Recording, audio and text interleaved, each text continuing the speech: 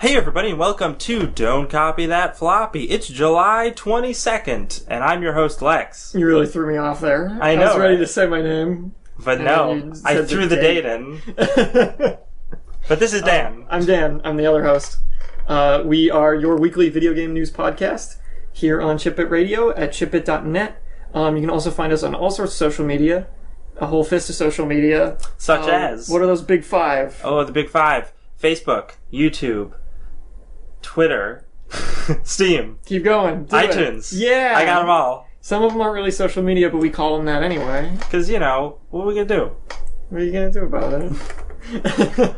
We are also on Patreon. You can check us out there. And you can donate and help support the show. We have all sorts of cool reward tiers, such as, voting on stories, getting, custom voicemails. Stuff like that. Other things like that. Sexy voicemail. Yeah. We really want somebody to give us enough money that we can just do a sexy voicemail recording for them. That's all we want. It's actually, I think, one of our primary goals at the moment. Because it's a pretty high reward tier. But we'll make you as many as you want. We will make you a sexy voicemail. You will not be disappointed. I guarantee it. I'm going to find, Creative Commons, smooth music. Oh, yeah. There will be production involved. Yeah. It's not going to be just us talking into a microphone. Oh. There will be there'll probably be a set. There'll be sound effects. We'll do some Foley sound work. So yes, what we got stories from this past week. We got a little follow up on our Counter-Strike Go gambling fiasco. Sad news about the game Steep. It's a sports game that Ubisoft's been working on. Some interesting Pokemon news. Mostly about Pokemon Go, but some of it isn't. We're going to try and keep the Pokemon Go news toned down, because we know we talked about it a lot last week. A little bit of, I guess I can lump this all together as esports news, because we're talking a little bit about Overwatch, which isn't necessarily, established esports yet, but it's getting there. But we also can talk a little bit about EVO, the fighting game tournament. Oh, it's a big deal. It's all different fighting games. People show up, people play fighting games, people fight. People won. This is a new world champion for Street Fighter. Very exciting. Whoa. Street Fighter V. The first champion for Street Fighter V. Because the game just came out. Oh my god. So that's kind of cool. Some drama surrounding Super Smash Bros. And sexual harassment. Oh, Jesus. Hooray! It's actually... All I'll say about this before we get to it is, as far as this kind of story goes, especially with how this kind of story has been going within the gaming community, this one has ended, more or less, and ended rather gracefully. Oh. All things considered. Not great. Not a great situation, but it didn't snowball into a complete shit show. I want to point out that in this article, on the cover of this article, there's a picture of two gamers or commentators, and one of them is wearing the most 90s Venom sweatshirt I've ever seen. I think that is the sexual harasser. Of course he would. Of course he would. The worst era of comics, that's the sweatshirt you're going to get. We have a little bit about No Man's Sky, a little bit about Dark Souls. That's actually our listener voted story about Dark Souls. Yeah. An interesting little tidbit about Trials of the Blood Dragon, which just recently came out. And a little thing about Batman. I want to talk about Telltale's Batman game a little bit. Oh. Because the first trailer for that came out. And I want to talk a little bit about Bruce Wayne's got a big neck in that That's picture. not Bruce Wayne. Who is it? Is Harvey Dent. Harvey Dent's not that ripped. Now he is. Come on. Obviously, you have not seen Telltale's Harvey Dent. Harvey Dent, a Telltale game. Bruce Wayne is actually much smaller than Harvey Dent in this game, which is weird. That's really weird. Harvey Dent's all burly. It's like a big man's man, and Bruce Wayne's much more svelte. That doesn't make any sense. I know, it's weird. Harvey Dent, before he becomes Two-Face, he's just a DA. He's just a dude. Yeah, he's not a ripped Superman. No. It's the Ubermensch.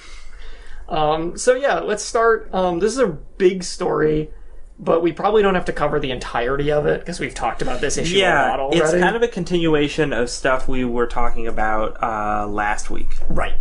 And the week before that. Oh, and the week before that. I think this because it's been a big story. Oh yeah, and it's had so much ripple money. effect. Yeah. So this is about CS:GO gambling, which, if you've been paying attention to news or our show, there's been a lot of news about. The quick recap of that is, when you play CS:GO, you can buy keys to get custom skins for your weapons. Most of them look terrible. Yeah, they're really stupid. But people assign value to them because they have rarity. Yes. So then after that, a bunch of third-party sites started popping up because Valve allowed them to get access to... There's like an in-game marketplace. Yeah, to the in-game marketplace. So that what the third-party sites would do is they would facilitate betting on either professional matches or just sort of like roulette style, like random betting. Right. Where people, instead of putting money down, they would put skins down. But since the market was so solid, because so many people were buying and selling them all the time, it was the equivalent of just putting money down. Yeah. And long story short, a bunch of fraud happened. A lot of fraud happened. As well as encouraging underage gambling. Yes.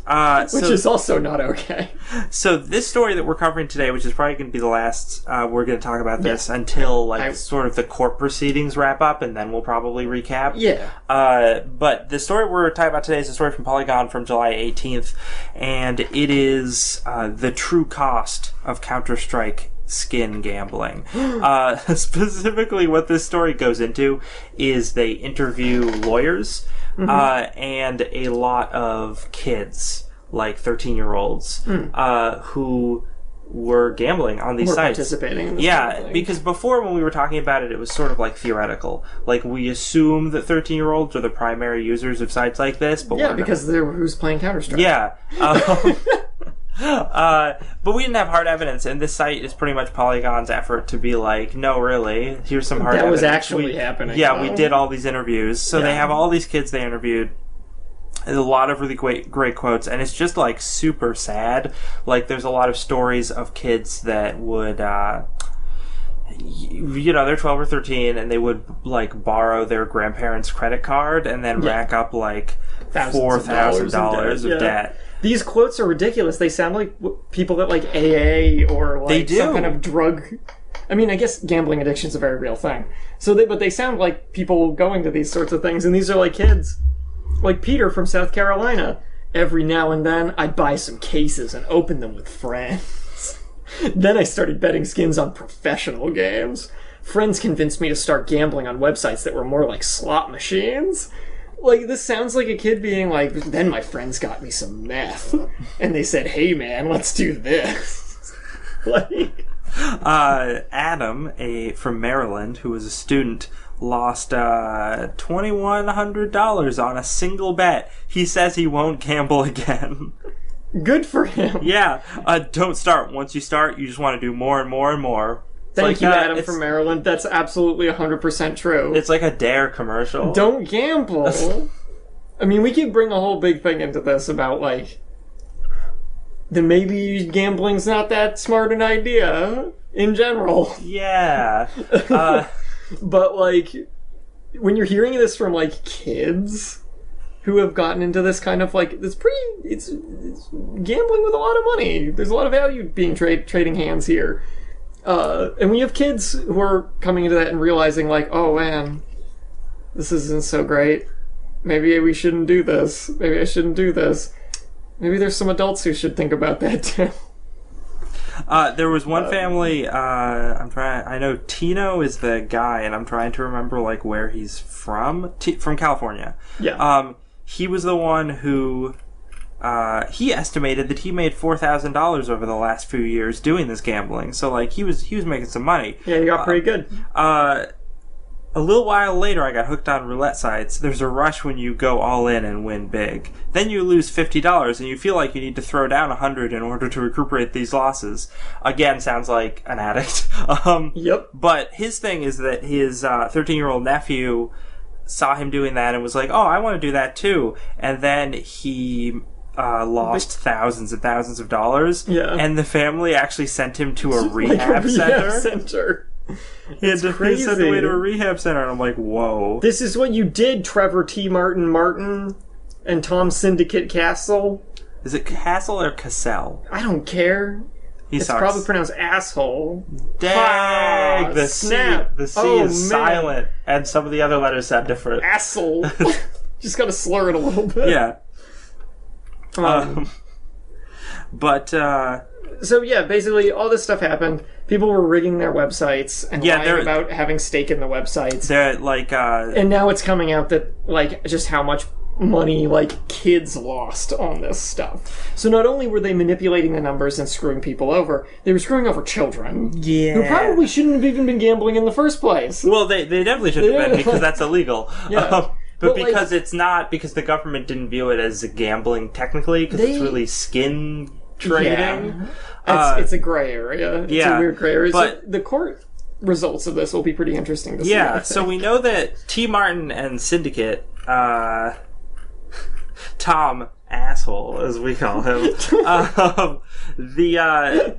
there's no evidence yet that they were rigging the sort of True. the gambling in their favor. Right. They were just doing like false They advertising. were cutting promotions, Yeah. basically, and like setting up scenarios where they would act out like, "Oh my god, I can't believe I won!" Yeah, though it would not surprise me at all if they were rigging it. Not at all. We, That makes it so much easier to do those sorts of things. we do know though that Mo Assad, whose screen name is, I mean, it's just pronounced Mo, but it's like lowercase m 0 capital E. Yeah, he's a game person. Yeah, video he's game person. yeah. He spells his name like a video game, man. He was.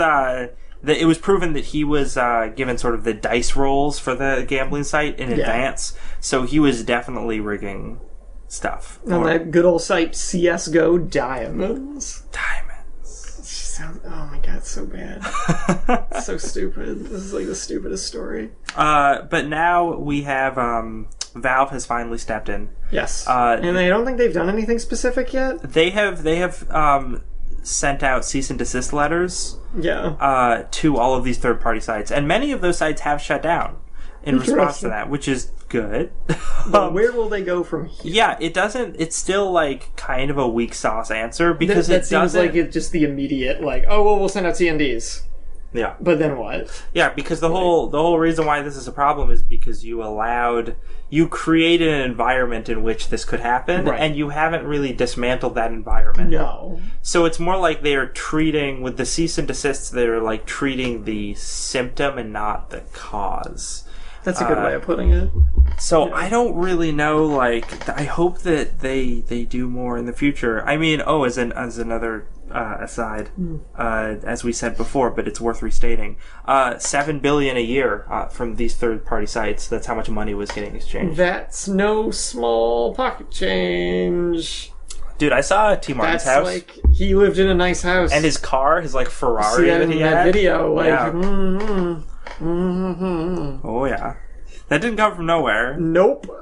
I mean, if you're a pro player, you can make some money, but I'm pretty sure you can't make that much money. Maybe he was just rich to begin with. Yeah. You don't know. But who knows? Maybe he just thought he could get away with gambling fraud because he had tons of rich white privilege already. That's probably The exactly law what doesn't happens. apply to him. That happens all the time. And usually they get away with it. There's it's funny, they interviewed this one guy who's like a teenager from Spain. Yeah. Xavi, I think is how you pronounce his name. I don't know. Spaniards are weird. He has a But Spain name. Spain. Spanish name. But he his quote is funny. It doesn't feel like I'm losing real money. I realize the skins do have a value. It's my problem that it doesn't feel the same. I'm trying to stop. It's like so dire. I'm trying to stop. Yeah, I And mean, it's like, I feel bad for laughing, but it's Counter-Strike skin gambling. I mean, look at the, okay. It's like the dumbest form of gambling. Counter-Strike is a Just go buy lotto tickets. I know, right? For fuck's sake. Go buy lotto tickets and play a better video game. I know, dude. Definitely play a better video game. Like, my god. Anyway, let's move on. Oh, actually, no. I do want to mention is one there other thing something because else? there's one of the guys they interviewed, and I was looking for some of his quotes, and I just found one. Gotcha. They interviewed this guy Morrison. I can't find his first name, but he's a lawyer, and he deals with a lot of these cases of that have been like kids. Let's see. These kids don't know anything about the law, but they are scared to tell their parents they just lost $5,000 betting online. Yeah. I've been getting emails saying, quote, "I'm 12 and just lost $3,000 on a CS:GO gambling website. What do I do?" And That's rough. this guy sort of laments that because he's like, for one thing, your legal protections pretty much don't exist because this is such a advanced technology that there aren't laws that have been made associated with it. Because really. it's one of those things that nobody making those laws back in the day could have ever possibly imagined would be a thing. Yeah. This is so out there. And even the laws that cover online gambling, because these are skins and not money, it's a loophole. Weird. Yeah. Yeah. Which is, how these sites exist in the first place. But he also talks about how there's lots of state level commissioners that these people contact about these things. And the commissioners have no idea how to respond because they're either older people or they're people that don't have training with this kind of legal stuff because, again, there aren't really laws for it, so they don't need to. So, another one of his quotes, "A lot of these commissioners don't even know how to open emails." If you try to explain skin gambling to a legislator, it's near impossible. I've been trying for a long time. They don't know what this is. Oh my god. Especially people in charge of these things should be required to know this stuff. Well, that's the thing, because they're not, because it's a weird loophole and there aren't really laws built around it. So if they're required to know all of the legal stuff that exists, and there isn't a legal precedent for this, then why would they know? So it's there's so shady. There's all sorts of problems happening. Well, let's move on to also an upsetting story. Oh no, right into it. Very different kind of upsetting. I figure we should kind of just get. I don't want to end the show with this. That'd be a real downer. Okay, that's fine. It's gonna be a downer anyway. Yeah. So Ubisoft is making this video game called Steep, which they showed off at E3. It's an extreme sports, skiing, snowboarding, parachuting game. Mm-hmm. They modeled real mountains from geographical data, and you just go and you ski and snowboard and stuff. And they've been filming all sorts of promotional videos for it. We saw a lot at E3. Yeah. Yep. And unfortunately, while filming one of the promotional videos in the Andes Mountains, Matilda Rappaport, who is a professional skier, I believe, was caught in an avalanche and passed away several days later in a hospital. Mm-hmm. And this story broke on the 20th. The 20th, yep. I'm pulling this off of a Destructoid article, but it's been everywhere. Yeah. So, she had been caught in an avalanche previously in 2014, but managed to get right back into skiing. She's been in movies and stuff. She's a name that people know as far as professional skiing and winter sports and things go.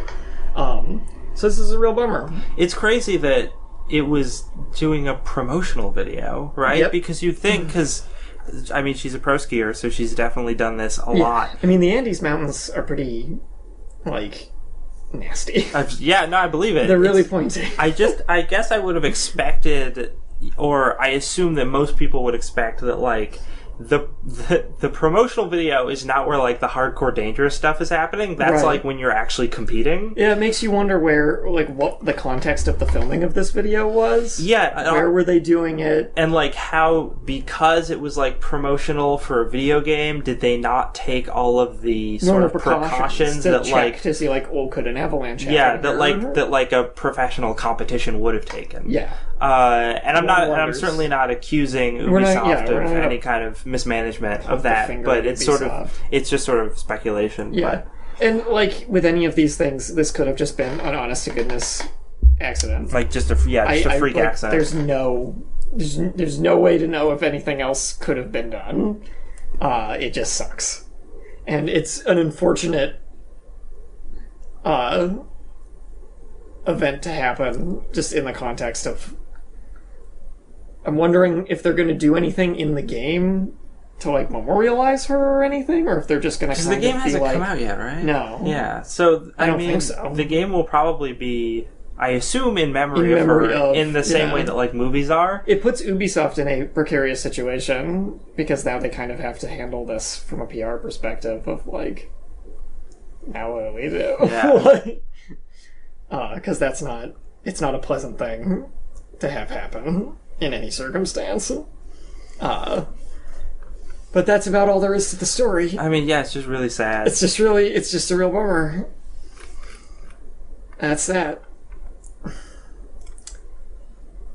Now let's talk about Pokemon, I guess. Let's lighten the mood. Let's Yeah, let's change lighten the gears mood. here. Should we talk about Pokemon Go first, or we talk about these movie plans? The movie plan. I want to talk about the movie You want to plan. talk about movie plans? It's a good segue. This is great. So we're citing a story from July 21st from Yes. Polygon. Yes. But there's because Pokemon Go is such like a smash hit success and is making so much money, that there is a movie that's going to be in the works. There have been talks about this movie for a while already. Because Pokemon's been around a while. Right. The movie announcement news broke on the 20th, the day Yes. prior. But And because probably, like you said, because of all this hubbub now, because of Pokemon Go, and all the money it's making. all people in Hollywood are like, "Ooh, dollar bills! Gotta Like, get in on that fad, we need a Pokemon's movie immediately." which is another reason why it's the new Angry Birds. Yeah, which is another reason why the executives of Hollywood are idiots. Yeah. Because like Angry Birds hasn't been popular for a long time. Did that movie do well? Did it even come out? I don't know. Yeah, I it wasn't did. Paying attention. It came out. I'm gonna look it up right now. It probably did okay. It's video game related. I can look it up on It the appeals podcast. to kids. I guess. They like the Make sure you're looking up the film adaptation. Oh my god. The Angry Birds movie. When did it? It made come out? $343 million. It made like 5 times its budget. Oh my god, that had a really low budget. Man. It was a very successful film. It's Finnish American. Fantastic. Well, now we know. Well, now we know. But no, I think that it's one of those things that like Pokemon Go is a huge fad right now. Yep. But even if the movie went into production tomorrow, Pokemon Go, like nobody's gonna be playing that by the time that movie comes out. Depending. Yeah. It depends on how... I mean, that ties into one of our other things to talk about a little bit, which is... Depends on how well Niantic handles the game from here on out. Yeah. Also, I mean, there have already been Pokemon movies, and they haven't done too badly. So based on the name recognition of the franchise alone, it'll probably do okay. Yes. The thing about the movie that's weird Yes. is the fact that it is not going to be like an animated movie. It's not going to be an anime movie, nor is it going to be just a live-action, like, Pokemon movie. No. Where it's like, we gotta go catch the Pokemon. Oh no, Mewtwo's here. No. It's a live-action adaptation of Detective Pikachu. Exactly. I don't know if I like this more or less. I only want to see it if Danny DeVito is the voice of Pikachu. Which brings us to the other story from the 21st. The fact that this news has tremendously rekindled people's desire to have Danny DeVito play Detective Pikachu. They just keep throwing out all these chances. Yeah, like first it was with the game and people were like, we gotta get Danny DeVito, and Danny DeVito was like, what the crap is Pokemon? Like, that's pretty much a direct quote. Because people asked him. Well, he did a glazed ham quoting A rum ham. a rum ham. Danny DeVito was quoted as saying, what the hell is Pokemon? May I offer you a Pokemon egg in these trying times?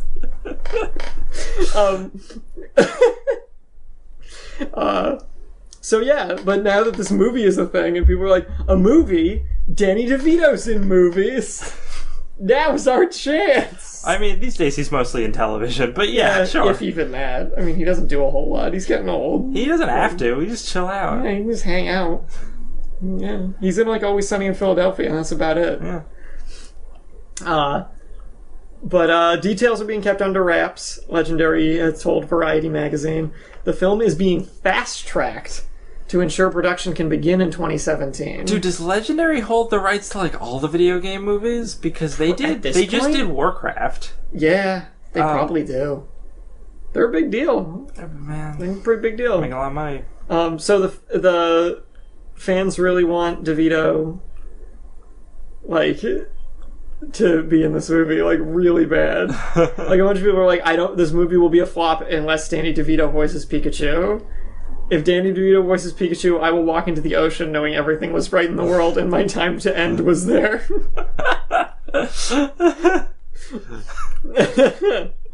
Like, list of people who should play Detective Pikachu: Paul Giamatti, Steve Buscemi, Helen Mirren, Marion Cotillard, Daniel Day-Lewis, Meryl Streep. Who knows who it'll be? What makes me sad is they'll probably have like some new up-and-coming child actor voice Pikachu. Ugh, that would be unbearable. Horrible. Or like Jennifer Lawrence. Get out of here. Like, we need like a cool, like, we need an old hand Hollywood method actor. You know or who something. it actually probably will be? Who? What's his name? John Leguizamo, who does like the Ice Age movies. No. Dude, no, he sucks. He does suck, but I'm calling it right now. The Pest.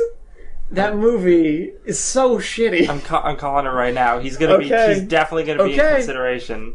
All right, we'll see. Or maybe Ray Romano. Now that I could be okay with. Yeah, I might be okay with it. Norm Macdonald. How about Norm Macdonald? I would love Norm Macdonald. That might be great. But I think he's too edgy. He wouldn't go along with what they want.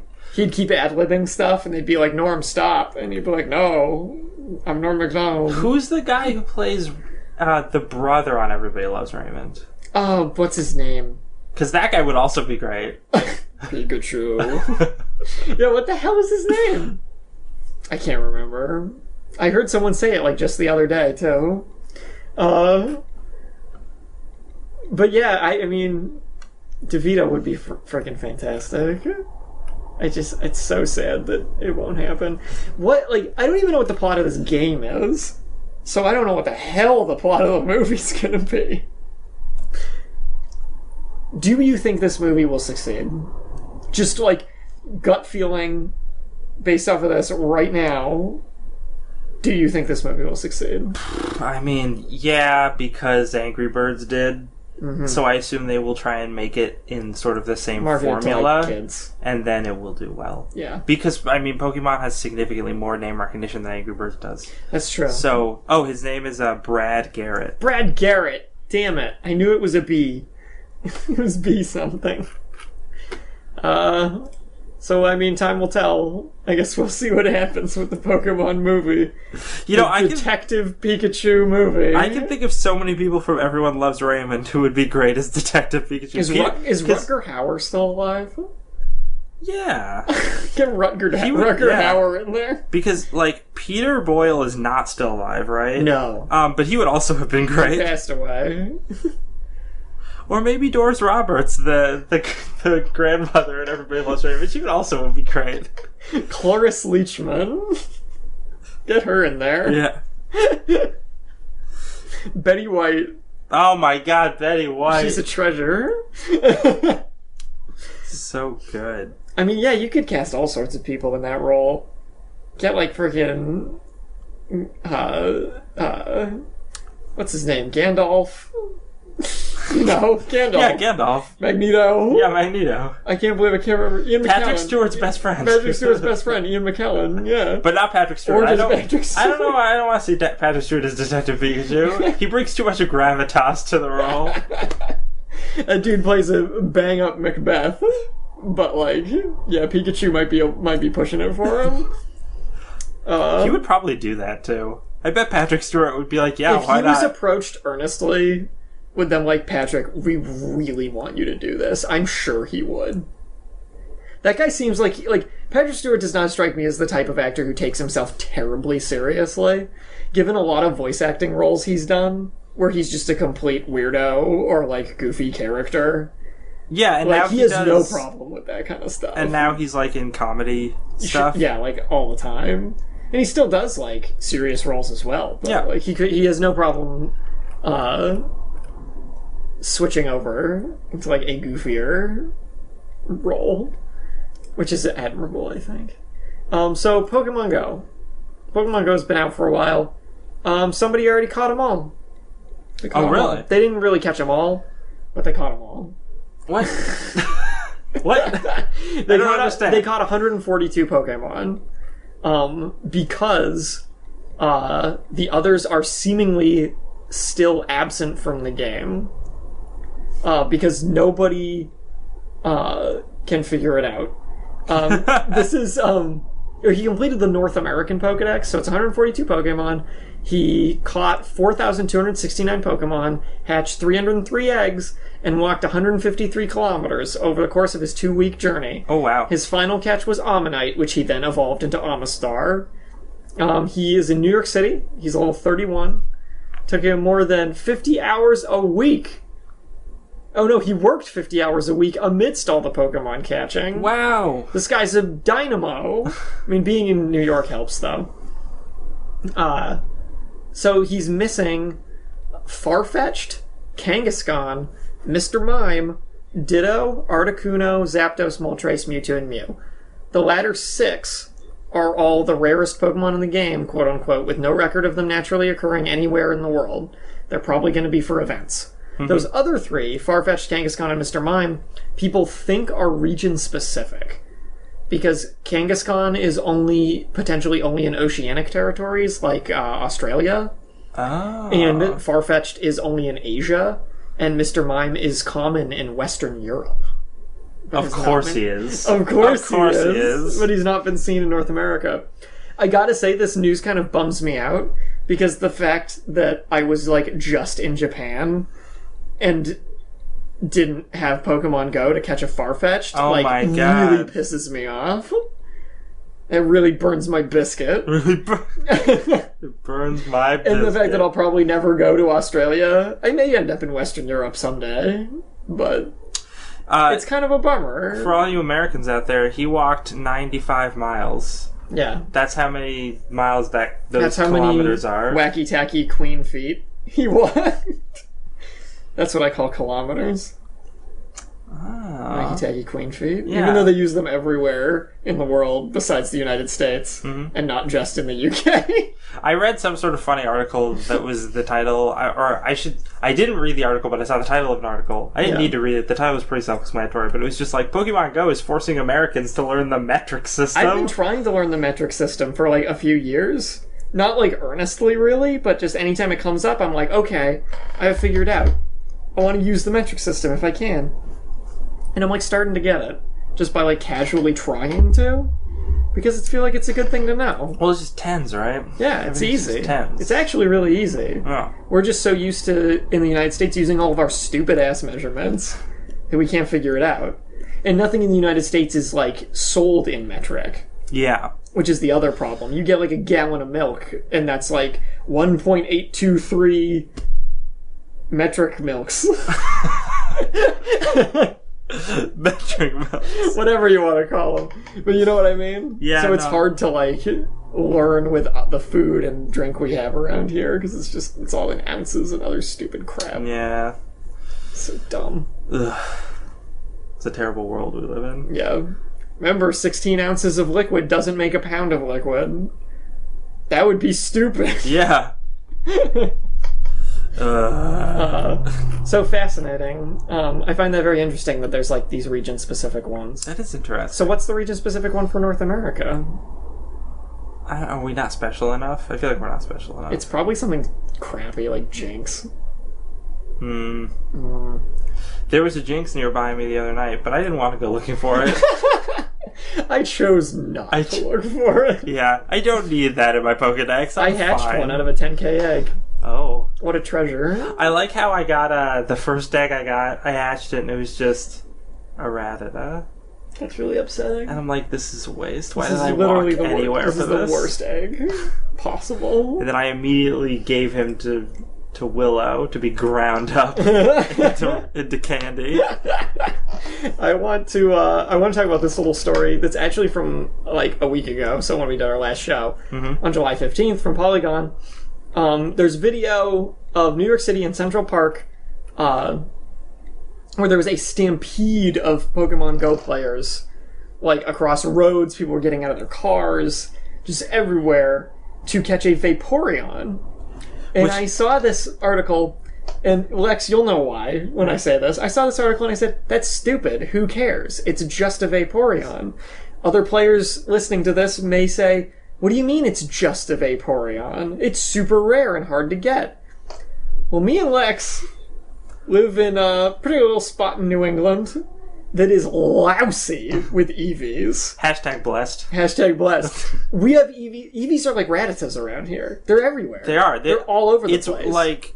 We have Raditas and Pidgeys too, but there's also just EVs. They're almost as common. Yeah, I will just hang out at my house and at least once a day an EV will show up. I got the third EV evolution like a week ago. I got like all 3 in a week of playing. Yeah, and whenever every gym here. Yeah, every gym here has at least one evolved EV at it, just of one of the different elemental types. Every single gym. Because that's what people do around here when they can't find the element like that they need to like round out their team. Yeah. Is they just evolve an EV to be Yeah. that. Which is super convenient and great that we get to do that. It's like, it's kind of like, it's funny though, because you see all these other players, like these people in New York who are like, oh my god, a Vaporeon, I need it. And it's like, I saw like 6 of those today. Yeah. So anyone who wants to be mad at us, go right ahead. When I first heard about this, I thought it was like for a Charizard or something. Yeah, and I asked a friend of ours who lives like an hour away, is in the same state, but like an hour away, hour east. I was like, do you have tons of EVs over there? And he was like, no.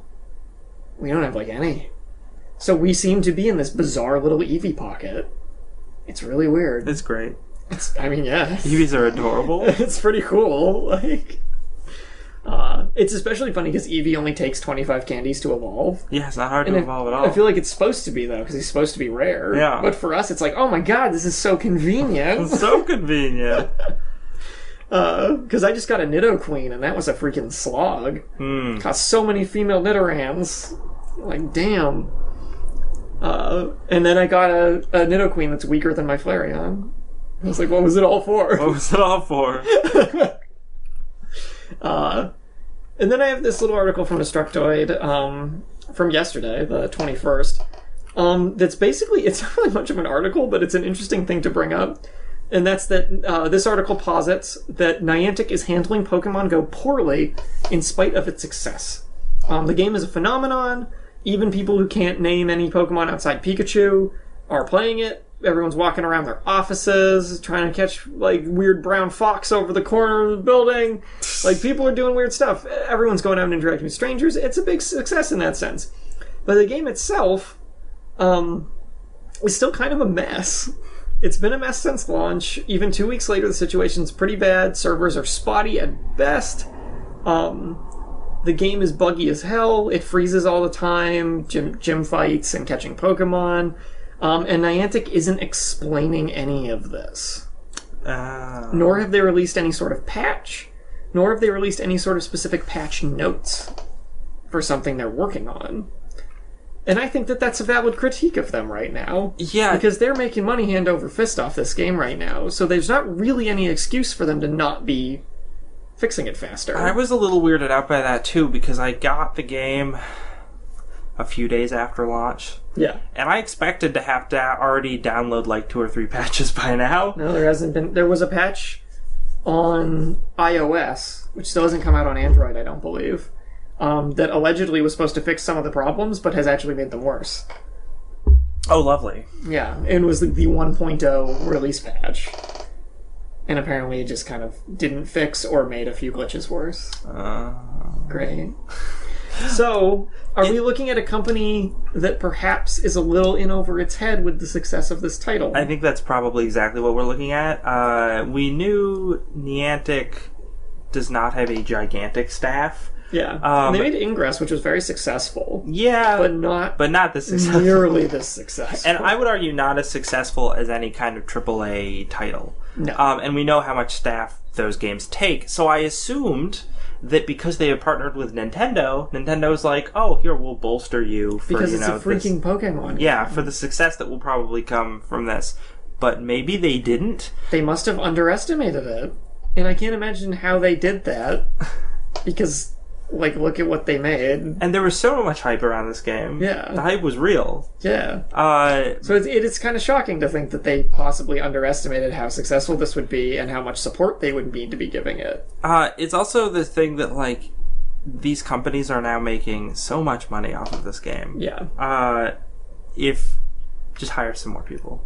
Yeah. You got the money. Just do it. Also, they are currently trying to roll it out in all the different territories. Like, it just hit Japan. Oh, Japan really? didn't have it until like 2 days ago. Oh my god. So perhaps they are trying to get it out and running in every country before they start, fixing it. Okay. But you'd think they could kind of do both at the same time. And I think the bigger problem is, and the problem this article brings up is, not that they haven't fixed it yet, but they have not communicated to the player base the situation. Which is as simple as making a press statement. And just saying, hey, we're aware of all the problems. We have a rough plan on how we're going to fix them, and when we're going to tackle them, and here it is. And it was like the first... It takes you like 15 minutes. Yeah, I initially gave them some slack for this, because Yeah. I'm sure they're running around like they're on fire. And I did too. I remember when we talked about it, and we were both kind of like, the game just came out, it's huge, like... They probably have zero time to do anything. Yeah. But now I'm like, okay, you guys... It's been long enough that you should have at least said something. Just say something. Just say something. And allegedly, though, I have read that with Ingress, they were very non-communicative with the player base of that as well. So there's some people saying right now, well, Niantic just doesn't talk to the people who play their games. Great. They're just a non-communicative company. That's never a problem. Which is not good. And is especially not good. I feel like that would upset Nintendo as a company who's partnered with them. Because Nintendo takes so much pride in being communicative with its fan base. But Nintendo has... Because the Pokemon Company are co-making this game, so why don't they release something then? Yeah. It doesn't have to be Niantic that releases something. The silence is really weird. All we've heard is like, oh, we're going to try and add trading and make it good. And like we said before, I'm sure that will be added. Yes. Eventually. But it's, say something to us. Come Yeah. on. Come on! And you can say the game is free, so whatever, or whatever you want to say, but it's not really valid when it's such a successful thing.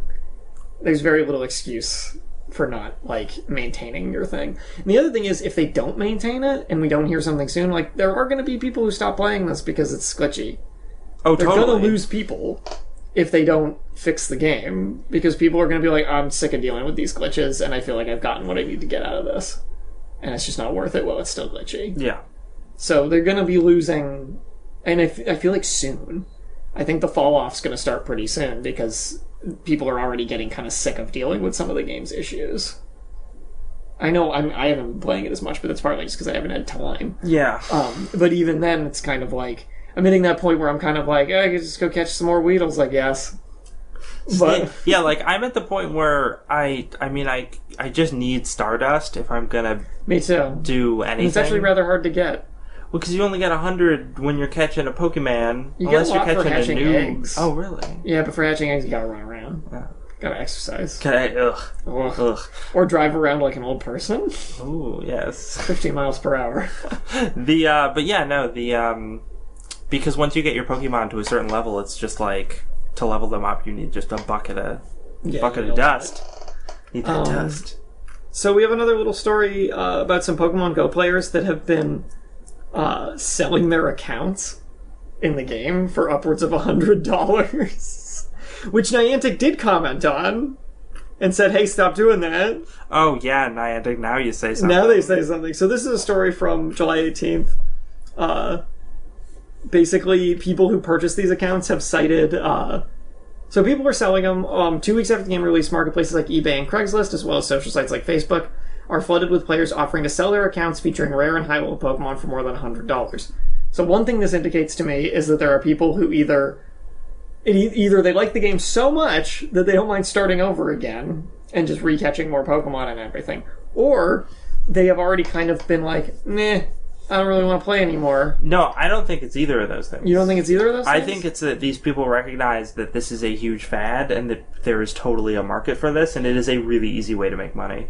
I guess. I mean, maybe not that easy. I mean, it's but... taking a lot of work to probably get the higher level stuff that they're selling. Like this, one of the things it says in this is there's Well, an account... I was going to say they're offloading their accounts before the bubble bursts, kind of. Well, yeah, I can see that, sure. But one of the things says that there's a level 15 account that's selling for $175. And I mean, if you think about the amount of hours that you would put getting to level 15, that actually seems like a small amount of money to me. Yeah, I'm level 15. And I don't know how much time it took me really to get there. But if you're assuming you want to get Like minimum wage. yeah, if you want to get minimum wage, then it's going to Catching be... Pokemon. So that's what? How many hours is that? That's 17? 17 and a half hours, yeah. Which I assume you played it more than that. Maybe not. Okay. I don't really know. Because it's weird. Because it's not like you have to sit there and really focus on it that much most of the time. You just drive really slow. Yeah. And when it, Hey, I got a job that involves driving really slow. You do. You make money while you make money. I just put my phone on like the battery saver mode and just leave it in my bag. And I just do my job. Then eggs just hatch themselves. Dan, I heard you like making money, so I put a job inside your job so you can make money while you make money. But yeah, it's the CEO, PlayerUp's CEO, Niantic Labs, developer behind the game, has explicitly said this is considered cheating. They've asked players not to get involved with the buying and selling of accounts, or players could see a soft ban if logging in with other Gmail addresses. Whoa, that is not cheating. No, it's not. Because the way the game works is, for those who haven't played it, which is probably no one, if you want to compromise your security by selling your account to somebody else, go ahead. Especially if you link it to a Gmail, you can specifically make a new Gmail account to link to Pokemon Go, level up, and then just sell the login info for that Gmail account. Yeah. That does not seem like cheating to me at all. No, they just don't want people doing it. They're just like, oh, I don't know about that. But they're like, oh, but we're not going to fix the game, though. It's interesting. It doesn't surprise me either, because this kind of things happened all the time with stuff like this. Remember Flappy Bird? Oh yeah. And everyone was like, "Wow, I love this crappy game that I could play on." Remember this? I love this crappy game I could play on any Flash game website on the internet. I better pay $600 for a phone that still has Flappy Bird on it. That was more extreme because that was like so much more money. People pay like $1,000 for phones with Flappy Bird on it. That game sucked. It did it's suck. It's garbage, and you can play it on any website for free. I played that game in middle school on the internet on dial-up. Amazing. Like, God damn it! I was so mad when that stuff was happening. So at least for Pokemon Go, the prices aren't so astronomical. Yeah, very reasonable. Very reasonable Pokemon prices. I'd buy a level 15 for $175. Why not? How many Pokemon he's got in his Pokédex? He's not just level 15 with like 30 Pokemon, right? Better not be. Better not be. As a thing. Let's move on from Pokemon. Let's move on from Pokemon because we actually have been dilly-dallying. We don't have a whole lot of time. The big Overwatch stuff, all the added Overwatch junk we talked about last week, is being added to consoles. It was added to consoles like yesterday. Wow. I just downloaded it today. I'm excited. I want to try out the new hero. I want to try out characters who I like that got buffed. I'm excited. It's going to be great. Amazing. I'm so hyped. It's going to be super fun. I like that they fixed bugs. My favorite bug, I want to say, the last time they put out a big patch, Reaper, the Edgemaster hero, has a teleporting move that is really cool and it works really well. And in the last big patch, they were like, we fixed many bugs which allowed Reaper to teleport outside of the intended map area. Like where he could teleport into other player teams' spawn locations and stuff. And then in these patch notes, they said, fixed even more bugs which allowed Reaper to teleport to even more places. Oh my god, those people aren't going to keep looking for those glitches. It's delightful. There's also been a glitch on PS4 Overwatch. I was not affected by this because I am playing the game on PS4. But I was not. This is actually a really nasty bug. It actually removed levels, competitive ranks, and skins from players' accounts. Ouch. I don't even know how that happens with a bug. Like, because the more you play, the more you level up, and you, can buy the skins and everything, But this bug apparently just was like, oh, no, now you're level 35, not level 45. How does that even happen? Was it with Phantom Pain? Wasn't there a bug that if you played a mission with Whisper? That was her name, right? Quiet. That's the same thing. Whatever. If you Whisper's the girl from Fable. Oh, okay, sure. But if you played a certain mission with her, it would just wipe all of your save data. Yes. Yes. It was like Mission 46 or some late game thing. Yeah, there totally was. That's weird. So that's a bummer, and apparently it still has not been fixed. Oh no! Because it's been around for like a while. It happened more than a week ago, as of July 20th, when this article came out, and they still haven't fixed it. Oh no, they fixed it! There was an update, but I don't know when this update was posted. It's probably from like today. Or when they put the big patch out that they actually fixed it. They probably just didn't say anything about it. So good. Maybe I did lose something, I just didn't even know it. Didn't even know. EVO happened. EVO is a big fighting game tournament that happens like every year.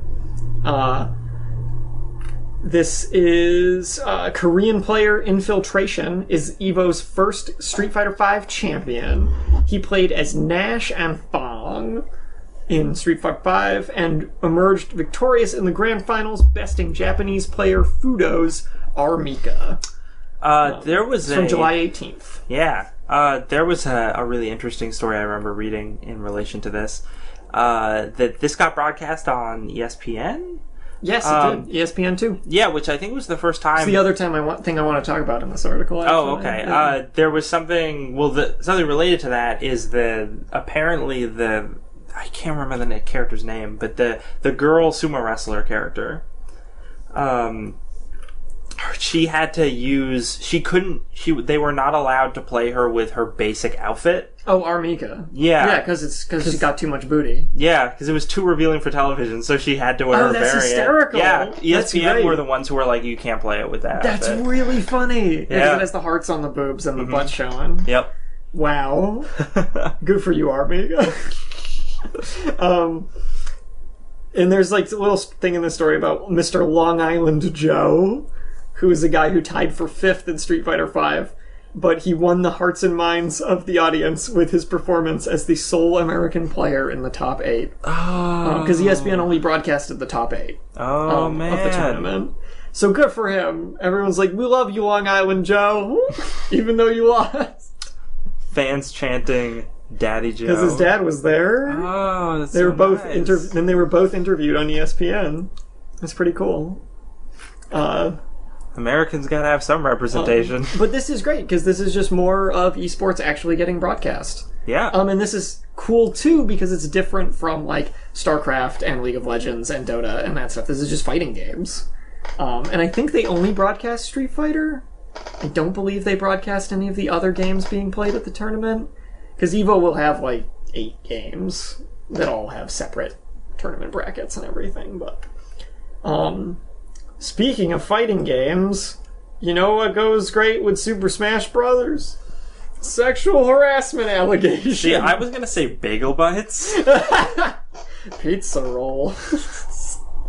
No, pizza rolls are for shooters, Dan. Oh my god. No, I thought shooters were Doritos and Mountain Dew.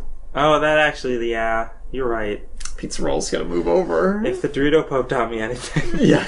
Or there, yeah, because there was Construction Halo. of the Vatican. Yeah. Mm-hmm. Yep. Yeah, Halo did it. Halo did it. Master Chief claimed him.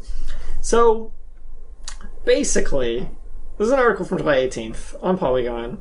Basically, on July 16th, the same day as the EVO Super Smash Bros. Wii U tournament,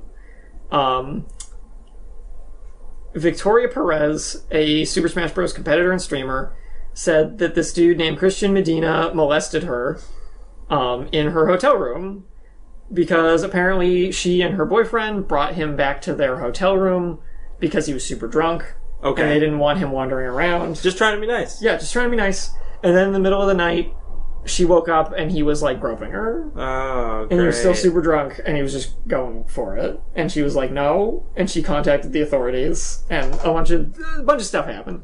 And he texted her and was like, oh no, I didn't want to do it. I'm not a bad person. Oh no. And then, like, this all turned into this big thing with people saying, like, he's not allowed to compete. He wasn't allowed to compete. They considered, like, other tournaments already said, like, yeah, we're not letting him compete. And that's that. And, Victoria Perez did not seem particularly, like, she was upset, for obvious reasons, but she did not come off as, she's not like, oh, get him, like, fuck him, and all that stuff. And there's actually a follow-up to this article where because basically after this happened, this guy got just, like, swamped with hate. from all circles, obviously. Well, at least there wasn't also a counter movement defending Yeah, him. there wasn't really, it seems like. And Perez, though, said, like, I tweeted about this, and I, like, told people about this because I want to spread awareness about this. I don't want you to ruin this guy's life because of what he did. Because she's like, he was super drunk, and he shouldn't have done it, and he should have been able to control himself, but I'm not going to, like, ruin his life because of it. And in a follow-up, on July 20th, Medina temporarily retired from Smash and basically said, I don't want to be a part of this anymore. This community's toxic. This is bullshit. But then apparently, shortly after that, Perez and Medina spoke to each other in private and pretty much solved everything. He agreed to, like, a bunch of conditions she laid down of, like, you gotta stop, like, gotta go and deal with this drinking problem you have. You gotta not do this ever again. You gotta, like, do X, Y, and Z. And he is seemingly going to be staying in the community. And she stressed, like, she's like, I want people... I hope this relays a message to others about the consequences their actions bring. And I don't forgive him for what he did. And he's gonna do a whole lot, and he'll never make it up to me. But he at least had the decency to try and, like, improve himself from it. Which is good. Yeah. So, like, I was kind of surprised at how this all shook out. Because when I first read this headline, I was like, well, here's the next Gamergate. Let's strap in. Yeah, but Let's get ready for weeks and weeks of bullshit. But this, like, solved itself. Like, the people involved in this seemingly came together, and Perez's boyfriend also, like, chimed in and was like, yeah, like, this is not okay. But I'm going to do what my girlfriend wants to do and handle this the way she wants to handle it.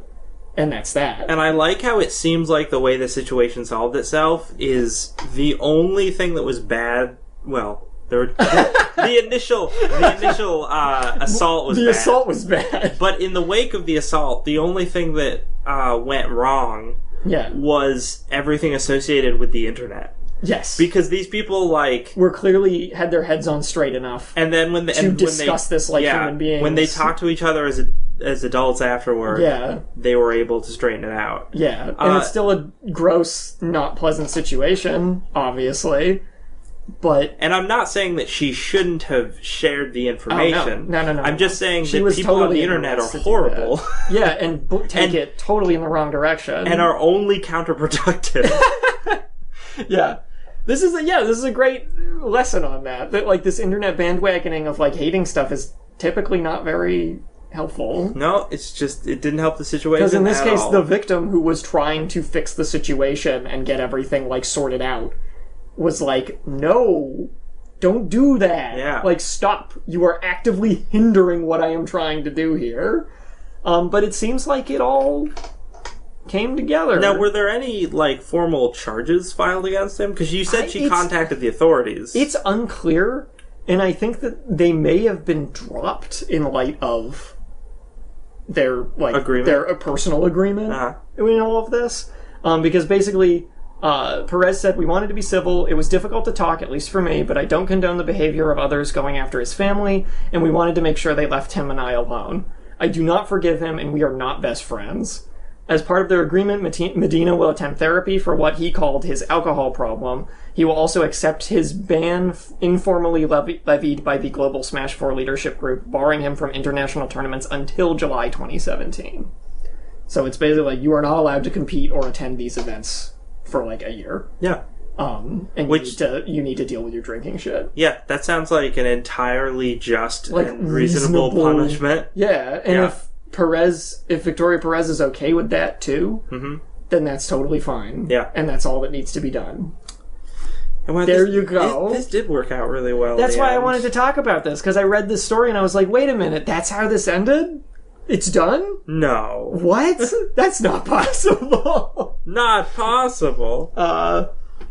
We got a bunch of other stuff here. And we're out of time. We're out of time. Okay, we're going to talk about that, definitely. We got to talk about this. Don't even talk about this. I do want to talk about this because it's super quick. Okay. So, Dark Souls 3. This is our fan-voted story. Oh, yeah. In the ongoing epic of people beating Dark Souls games X way. somebody has beaten Dark Souls 3 using dance pads. Now, I think we initially reported that someone was trying to do this. Dark Souls fanatic and Twitch streamer A Twerking Yoshi Makes sense. Makes sense. has beaten the game using 2 dance pads as his controller. So I think we did talk about this because back in April he started his dance pad run of this game.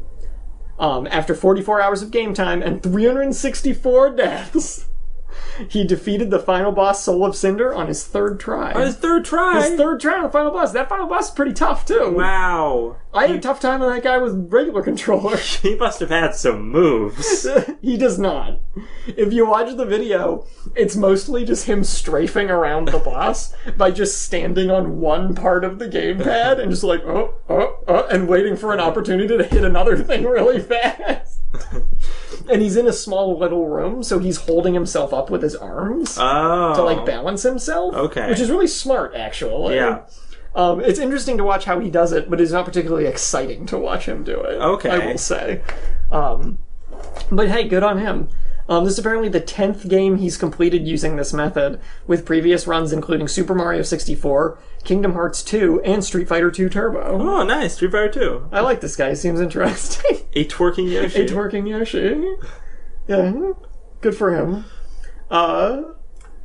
Then they have this one last little story. Trials of the Blood Dragon came out. Came out, like, around the time of E3, actually. And it's basically the Trials games where you ride a dirt bike and do tricks, except matched up with Far Cry Blood Dragon style aesthetic. It is actually a sequel to Far Cry Blood Dragon. It's actually like a story sequel. Oh, really? Yes. Yes. Amazing. And it's very cool. It's very funny. I've watched some parts of it. And it's like, they added a lot to the Trials game formula. Like, there's actually shooting and, like, stealth and stuff in it. So it's got kind of an action game thing going on. But Ubisoft is offering the PC version of Trials of the Blood Dragon to people for free. With a catch, you have to beat the demo with 15 or fewer faults. So basically, if you're good at Trials, they're going to give you the game for free. That sounds totally fair. That's awesome. Yeah. I think that's why I want to talk about this. I think this is a super cool promo. That's a great incentive. More games should do that. And this started today, July 22nd. So if you want to get Trials of Blood Dragon for free, go try your hand at the demo. And, you know, if you're good enough at it, you get the game. Like, what more do you need? You lose nothing in this scenario. And it's smart for them because it means it's going to get a lot of people playing the demo. It's going to get a lot of people who maybe will play the demo and enjoy it well enough that they'll say, well, I didn't get the game for free, but I might as well buy it because I liked it. You know? Well, pretty smart. Pretty smart thing. So yeah, if you're interested in that, go check it out. Upcoming video games. So nothing really. I mean, Starbound came out today, which I kept thinking was a different game. It's just it's not that interesting. Yeah. Quadrilateral Cowboy. Whatever that is. I don't know what this is. Oof. But coming up on the 26th, Minecraft Story Mode Episode 7, because they just keep making them. Denied. Also, Hyper Light Drifter is coming to consoles on the 26th. That's good. As well. That's great. Yeah, play the hell out of it. And Tokiden 2. If you want to play a really Japanese version of Monster Hunter. Because Monster Hunter wasn't Japanese enough. It's not. Because Tokiden is literally Monster Hunter, except you wear samurai gear exclusively and use katanas and samurai weapons exclusively and fight like Japanese mythology monsters like Oni and giant cats. Fine. It's the Japanese. It's Monster Hunter, but really Japanese. Also Stardew Valley is coming out the 29th for Mac and Linux. Yeah, Mac and Linux. It's very exciting. That is good. All those Linux. I need to get back into that game and see what kind of updates have been added to it, if any. Because I haven't played it in a while, because I was waiting for, like, new stuff. But yeah, and then there's some interesting stuff coming out after that, but we'll be talking about that on next week's episode. I've been playing Monster Hunter Generations. It's real good. Check it out. What have I been playing? I don't know. I've been playing that, and I've been playing Overwatch. It's been my video gaming. And I'm going to play Inside. Heard tons of good stuff about Inside. Everybody loves it. I bought it today. I'm going to play it. Good. I really want to play it. Be spooked. I hope it's spooky. I've avoided all things because everything I've read has said, this game's super good. I can't tell you anything about it. and that intrigues me enough to play it. All right, cool. 10 out of 10. No further information given. So I think that's gonna just about do it for this week. Yeah. For us here at Don't Copy That Floppy. I have been your host, Lex. I've been your other host, Dan. So you should check us out on social media. Yes. We're on Facebook, we're on Twitter, we're on Steam, we're on YouTube, we're on iTunes. Check us out on there. Leave an iTunes review. That'd be cool. Got archives on iTunes and on Chipbit. On chipit.net, yeah. We're working on the YouTube one. As uploading those videos has been like a mess. I'm sure. I'm working on it, but it's a mess. Also, the we broadcast live Friday, 7 to 8 p.m. Yes, Eastern indeed. Standard Time. And you can check us out there on chipbit.net if you want to listen to their live stream, which is great. There are 2 other podcasts on chipit.net that are coming out weekly. One of them is a podcast that I am on called Inner Geek. I do that with my friend Andy, and we talk about mostly comic books, but also some movies and stuff like that. TV shows too. And the other one is Remix Mondays, which is music-based podcasting that is run by James, who runs the site. So check those out, support them, and if you want to support us, you can check us out on Patreon. We have all sorts of cool reward tiers. You can vote on stories we do week to week. You can get additional content every month, such as us talking about movies and TV shows, and all sorts of neat stuff, and we would appreciate it if we can get a little more money. We get Twitch channel started. We're really close. Get a Twitch channel where we can play some video games. Play Pistol Daimyo all day long. Oh my god. It's gonna be so good. We suck at that game. But yeah, so I hope you enjoyed. Thanks for tuning in this week. And remember, don't copy that floppy.